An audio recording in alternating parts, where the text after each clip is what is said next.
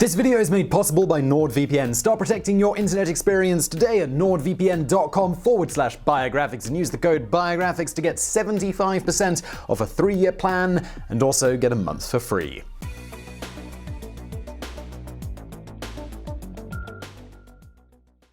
Count Victor Lustig may indeed be the most successful conman of the 20th century. From the Belle Epoque to the Great Depression, through the Roaring Twenties and across 2 continents, this elegant swindler eluded the grasp of the law while racking up hundreds of thousands of dollars. Newspapers described him as a storybook character. Federal agents said of him that he was as elusive as a puff of cigarette smoke and as charming as a young girl's dream. Today, though, we remember him as Victor Lustig, the man who sold the Eiffel Tower.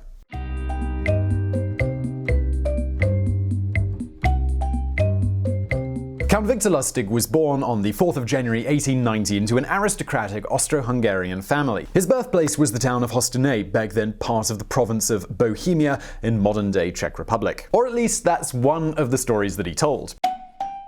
Victor Lustig was born on the 4th of January 1890, the son of Ludwig, the middle-class burgomaster or mayor of Hostinje. Or maybe he wasn't. The man who would later be known as Count Victor Lustig was born Robert V. Miller in Hostinje in a family that he described as the poorest peasant people, and he was raised in a house made of stone that was little more than a cave. Or was he? The man who would be known as Victor Lustig, Robert Miller, and more than 40 other aliases was born sometime in 1890, somewhere near the border between Bohemia and Poland, from 2 parents, whom we can safely guess were a girl and a guy. But anything more than that, I wouldn't bet any money on it. Relying on any of these stories would imply trusting the words of he who would grow up to be the king of the swindlers, the Archduke of grifters, the CEO of Confidence Tricks Incorporated. On one detail we can all agree. He was a Bohemian in both meanings of the word. He definitely came from the land of Bohemia, and he led a lifestyle that could be also described as Bohemian, at least according to the handy Oxford English Dictionary, which reads, a socially unconventional person, especially one who is involved in the arts. And what was the capital of the Bohemian lifestyle, if not Paris, at the height of the Belle Epoque? And that's exactly where we're going to pick up again the story of our protagonist, whom I'm going to call Victor from now on. Very little is known of Victor's childhood and his early teens, but we know with a certain degree of confidence that he lived in Paris around 1908 and 1909. He may have lived there to attend university, which backs up the version that he came from a middle-class background. But apparently he spent little time studying, being more suited to a life of gambling, womanizing, and generally having a lot of fun. Not everybody agreed with his idea of fun, though, especially when it involved sleeping with somebody else's girlfriend. When Victor was 19, he was scarred on his left cheek by the jealous lover of his girl, a scar that would remain visible for the rest of his life. Victor's Bohemian lifestyle left other durable marks on him, albeit more metaphorical ones. During his formative years, Victor became proficient in several languages, including English, French, and Italian. More importantly, he was starting to perfect his money-making skills on the wrong side of the law. Starting at entry level as a pickpocket, Victor soon graduated to burglar and then branched out into street hustling, and finally earned a master's degree in scamming and confidence tricks, especially card tricks. According to a true crime magazine of his time, by his late teens, Lustig could make a deck of cards do everything but talk.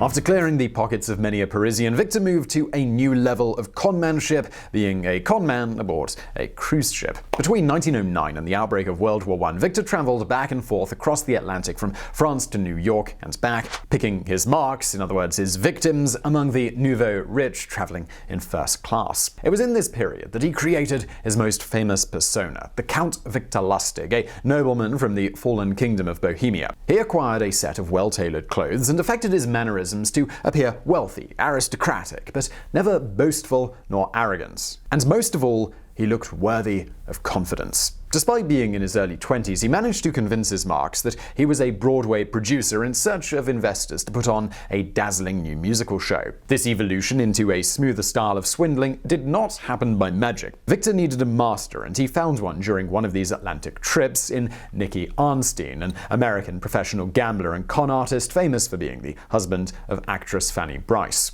Nikki and Fanny are now remembered as the main characters of the films Funny Girl and Funny Lady with Barbra Streisand. Lustig would acknowledge Arnstein as the one who taught him the art of the con, the one who raised him from the status of promising rookie to smooth scam master general. Arnstein's teachings would influence the 10 golden rules of the con, which Victor formalized later in his life. If you're curious what those golden rules might be, well, I'll give you 2 for the moment. The rest will be coming later. Number 1, be a patient listener. It is this, not fast talking, that gets a con man his coups. Number 2, never be bored.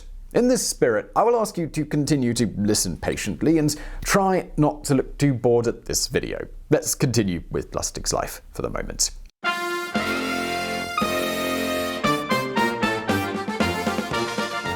When World War I broke out, transatlantic travel for the rich became less frequent and much more dangerous. In a way, the U-boats were actually responsible for the next stage in Lustig's career. The con artist, he settled in the US, mainly in Kansas City. As ever, the details of his life in this period are sketchy and unreliable, but we do know of some juicy bits. During and immediately after the war, Victor partnered with a sidekick known as Dapper Dan Collins, whom the New York Times described as a former circus lion tamer and death-defying bicycle rider. And with that, I think it's fair to say we love him already.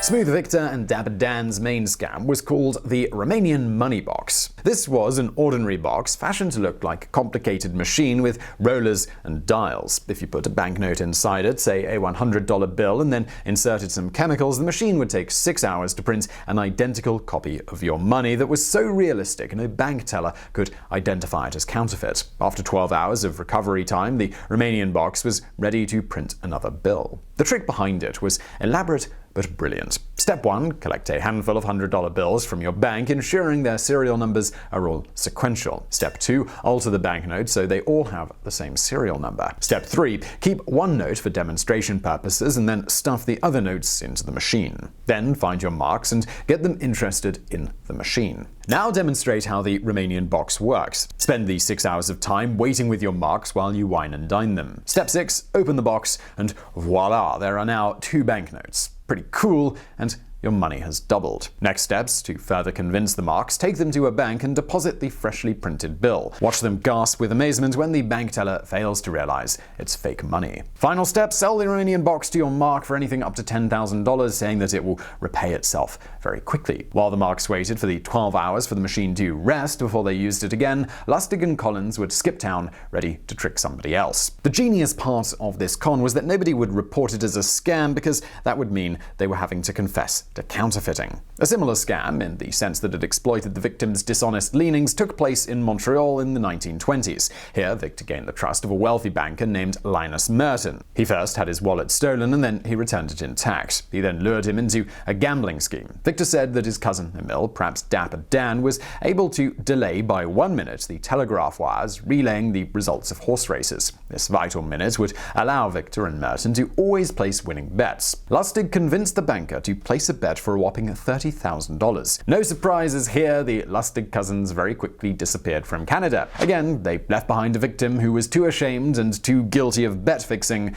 to go to the police. The next big job, it took place in 1922 in Missouri. Under the name of Robert Duval, he offered to the American Savings Bank $32,000 in World War I bonds, the famous Liberty bonds, in exchange for $10,000 in cash and some farmland. At the moment of closing the deal, he switched the envelope containing the bonds with an empty one. With this simple sleight-of-hand trick, he walked out with the bonds, the farm, and the cash. American Savings hired some private detectives who succeeded in tracking Lustig to Kansas City. But Victor could rely on his ultimate weapon, smooth talking. He convinced the detectives that if the bank pressed charges and the story went public, then clients would lose confidence in them. This would spell ruin for American Savings. So not only did he convince the bank to drop all charges, they even paid him an extra $1,000 to buy his silence. Now, you probably don't have to worry about smooth talking con men in your day-to-day life, but even if if you do, you still face risks from modern-day conmen. Those are cybercriminals looking to nab your data, steal your identity, and ruin your financial standing.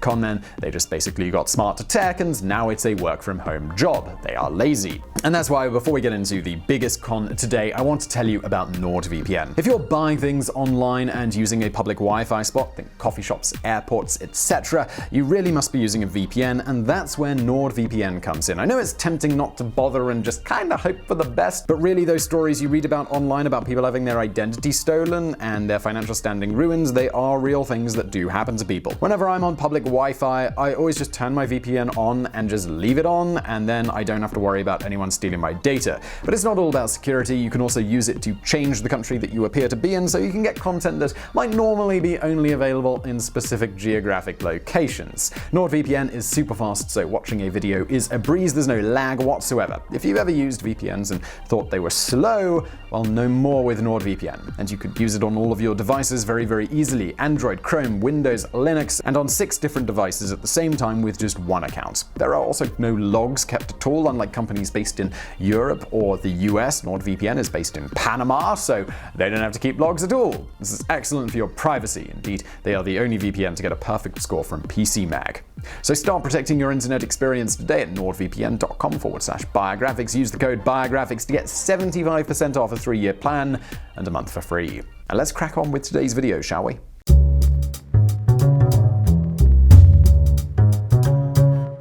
The run-in with the private detectives was not the first time that Victor Lustig had risked ending up behind bars. In fact, he'd been arrested around 40 times, but every time he managed to talk or bribe himself out of the sticky situation. In extreme cases, he simply had his wife bail him out, and then he would disappear again. Victor's wife was called Roberta Norrit, a pretty, young, redhead Kansan woman who he had married on the 3rd of November 1919. But more on Victor's private life in a bit. For now, let's stick to talking shop. In May of 1925, Victor and Dapper Dan moved to Paris, possibly to escape increased attention from American law enforcement. In Paris, they read an article about the status of disrepair of the Eiffel Tower and how maintenance expenses would be too costly for local government. That sparked the idea for Victor's craziest scam.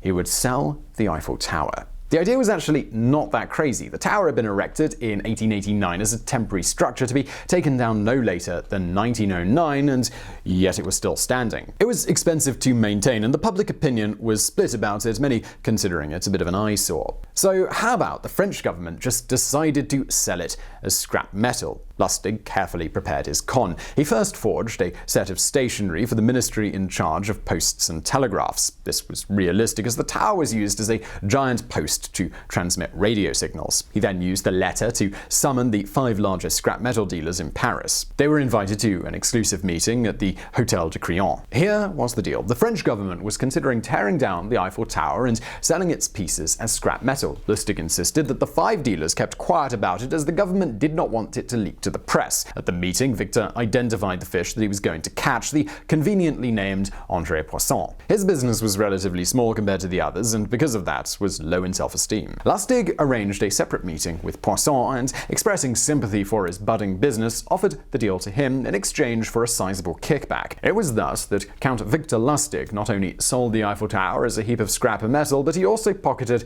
a nice bribe on the side. The next day, Victor and Dan left for Vienna and waited patiently for the storm to calm down. To their surprise, though, the French newspapers, they didn't report the scam. Lustig correctly assumed that Poisson had been too embarrassed to press charges. It was all really just too good to be true. So what did he do next? Well, he returned to Paris and attempted the exact same scam a second time, with different metal dealers, of course. But this time around, one of the dealers was immediately suspicious and reported this self-described ministry official to the police. Victor was quick to flee. Using one of his many aliases, he forged passports and embarked again, returning to America.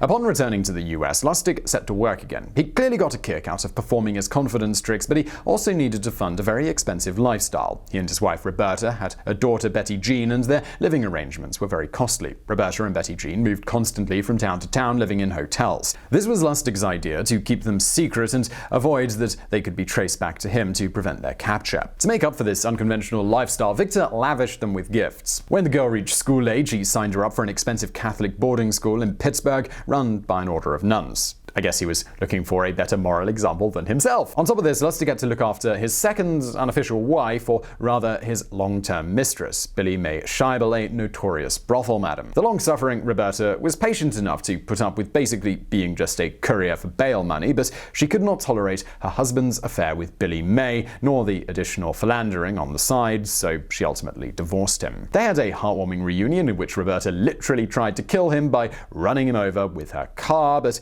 he was quick on the dodge, and apparently that was enough for them to reconcile. Victor and Roberta, they remarried because Lustig had to do everything twice, apparently. And unsurprisingly, they later divorced after Roberta found out that Victor was lodging Billie Mae in the same hotel as hers.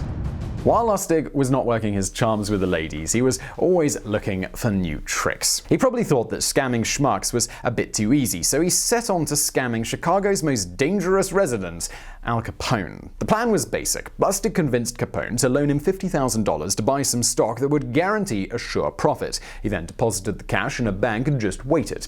After some weeks, Victor returned to Capone and told him that the stocks had crashed and the money, well, it was gone. But to apologize, he would return the $50,000 to the gangster from his own pocket. Capone did not realize that Lustig was essentially just returning him his own money, and he gave him $5,000 for his honesty.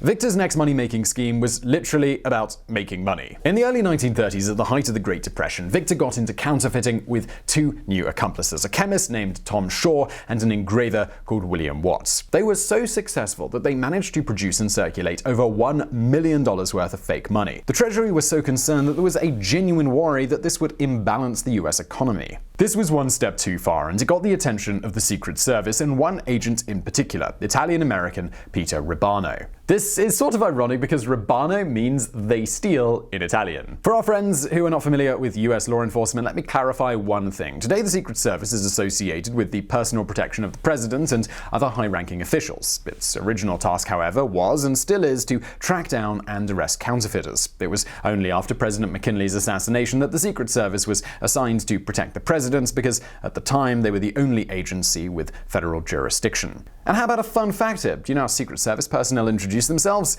They say, "Hello, I'm a secret agent," which kind of defeats the purpose. Secret agent Ribano was able to trace back the counterfeit money to a conman with a number of aliases who had been selling some mysterious money-making boxes. This had happened when Lustig had sold a Romanian box to a Texan sheriff. When the lawman had confronted him about the hoax, Victor had appeased him with a bribe in fake cash. Ribano and the Secret Service established a connection between the counterfeiters and the money box man, but they could not pin down Lustig. By now, he had taken to traveling with a trunk full of disguises, including a rabbi, priest, and bellhop. Finally, in 1935, Ribano received an anonymous tip-off from a jealous mistress of Lustig, maybe Billie Mae, maybe one of his many other girlfriends. The agents converged on a hotel in New York. Count Victor Robert Lustig Miller was handcuffed just outside of the hotel. The secret agents found a key in his pocket, which turned out to be for a locker in the Times Square subway station. Inside, they found stashes of plates and chemicals used by his gang to print money. An admiring agent told Victor that he must be the smoothest con man in the world. But Victor just shook his head and said, "I wouldn't say that. After all, you have conned me." Lustig was put behind bars in New York awaiting trial, but he had another trick up his sleeve. He soon realized that nobody was keeping count of the bedsheets distributed to inmates, so little by little he stashed enough bedsheets to fashion a rope. On the 1st of September 1935, he cut through the wires in the washroom window and swung to safety like a bohemian Tarzan. To distract onlookers, he pulled a rag from his pocket and pretended to clean the jail's windows. Then, with a final jump, he landed on the pavement, bowed to his audience of passers-by, and disappeared into the night. Lustig did not evade the police for very long, though. He hid for a period in his daughter's boarding school in Pittsburgh until the 28th of September, when FBI agent G.K. Firestone and Secret Service agent Fred Gruber spotted him ducking in a car driven by a chauffeur. The two feds leapt into their car and they gave chase. Engines roared and they were neck and neck for 9 blocks. The agents yelled to the runaways to stop, but Lustig's driver would keep on accelerating. The agents had no choice. They jerked the steering wheel sideways and rammed their car into Victor's. The cars crashed to a halt. The agents pulled out their guns, and we like to imagine that they'd said, "Stick 'em up, Lustig." But we do know that Victor told his captives, "Well, boys, here I am." In November of 1935, Victor Lustig was tried and sentenced to 20 years in prison. Not just any prison, though, was Alcatraz. For the following years, the man of many aliases was simply known as Convict Number 300. Amongst other celebrities who shared the Alcatraz facilities with him, there was none other than his former mark, Al Capone, by now a syphilitic shadow of his former self. After many years in the prison known as the Rock, Victor's health declined. By the 7th of December 1946, he had filed 1,192 medical requests, most of which were ignored, as the wardens thought they were a part of some escape plan. Eventually, Lustig was transferred to a secure hospital in Missouri, where doctors realized too late that he was not faking. There, in a town called Springfield, the con man known as Count Victor Lustig died of pneumonia on the 11th of March, 1947. His death certificate stated as occupation, apprentice salesman. Many years later, in March of 2015, Czech historian Tomáš Anděl from Lustig's hometown of Hostiny set out to search for records and evidence to clarify the mystery of Victor's identity. Anděl browsed through historical documents, electoral rolls, and even school registers. Eventually, he had to admit defeat. There wasn't there any evidence that Lustig was ever born.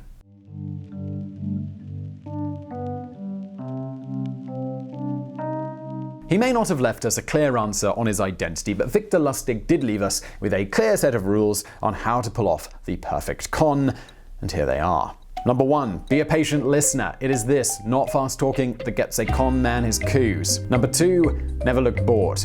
3, wait for the other person to reveal any political opinions, then agree with them. 4, let the person reveal religious views and then have the same ones. Number 5, hint at sex talk, but don't follow it up unless the other fellow shows a strong interest. Number 6, never discuss illness unless some special concern is shown.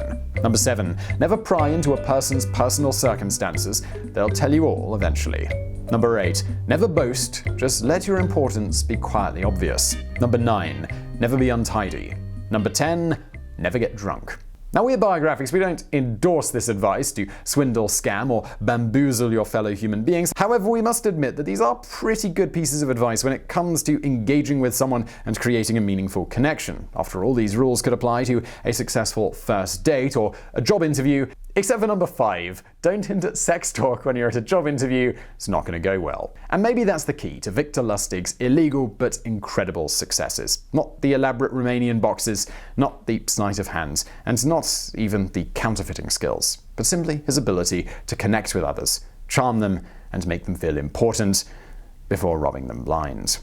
So thank you for staying to the end of the video. I'll just ask you now if you'd like to like this video, share it, subscribe, that would be great. Also, do you think we should give Victor Lustig a movie? Let me know in the comments. I kind of imagine an earlier version of Catch Me If You Can. That would be pretty cool. Also, please do check out NordVPN. Just go to nordvpn.com/biographics for that special deal. There's also a link below. And thanks for watching.